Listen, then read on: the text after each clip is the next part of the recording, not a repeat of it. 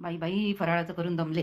आजच्या सगळ्या गृहिणींची परिस्थिती महाशिवरात्रीला काय कुठल्याही मोठ्या उपासाला हीच असते की घरात इतके पदार्थ बनवले जातात उपासाला की त्याला सुमारच नाही.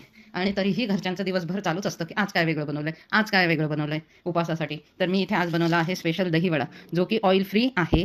शिवाय गॅसचा इथं कुठेच वापर नाहीये. तुम्हाला जर ही रेसिपी हवी असेल तर मला कमेंटमध्ये मेसेज करा किंवा कमेंट करा.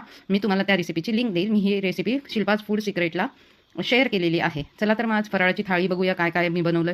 तर हा आहे दहीवडा उपासाचा. त्यासोबत आहे अर्थातच थोडेसे वेपर्स, काहीतरी काहीतरी वेगळं लागतं ना मुलांना.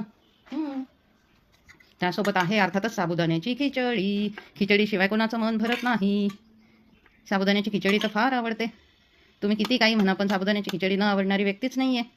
थोडी तरी लागतेच लागते, हो की नाही. आता त्यासोबत आहे आज थोडेसे खजूर.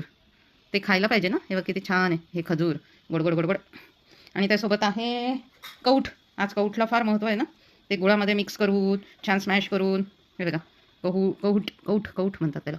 महाशिवरात्रीला विशेष महत्त्व आहे कौठाला. आता यासोबत काय हवं अजून, तर हा आहे साबुदाण्याचा थोडासा चिवडा. तुमच्याकडे आहे का फराळाला? तुम्ही काय काय बनवलंय आज? आमच्याकडे तरी एवढे प्रकार झाले. अजून हा तिखट साबुदाण्याचा चिवडा आहे थोडासा. आणि विशेष म्हणजे आज मी ना रताळ्याचे काप बनवले, पण ते ना तिखट बनवले बरं का. कोणाला रेसिपी हवी असेल तर नक्की मला सांगा. आणि तुम्ही फराळाला काय काय बनवलं आहे ते पण मला सांगा. हे बघा हे रताळ्याचे काप, जे मी फक्त तेलावर मीठ घालून मस्त फ्राय केलेले आहे. तेल तुम्हाला पाहिजे त्या प्रमाणात तुम्ही घालू शकता. सांगा बरं याला कोण उपासाची थाळी म्हणेल.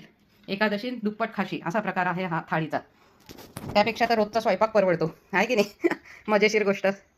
तर कशी वाटते आपली ही उपासाची थाळी? आवडल्यास नक्की शिल्पाज मॅजिकल फूड सिक्रेटला लाईक आणि सबस्क्राईब करा. थँक्यू.